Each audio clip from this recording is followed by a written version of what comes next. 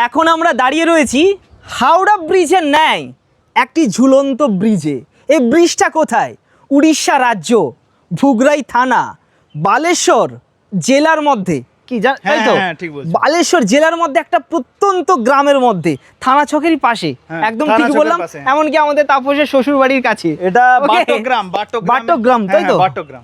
Finally আমরা ব্রিজের ঠিক নিচে চলে এসেছি, যেখানে আমরা কোনো পিলার কিংবা খুঁটি দেখতে পাচ্ছি না।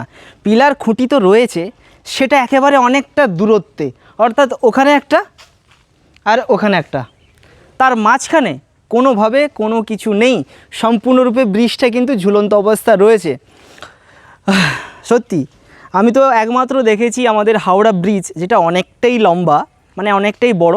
এটা এতটা বড় না হলেও ঝুলন্ত ব্রিজ আমরা বলতেই পারি। কি আমি কি কিছু ভুল বলছি নাকি?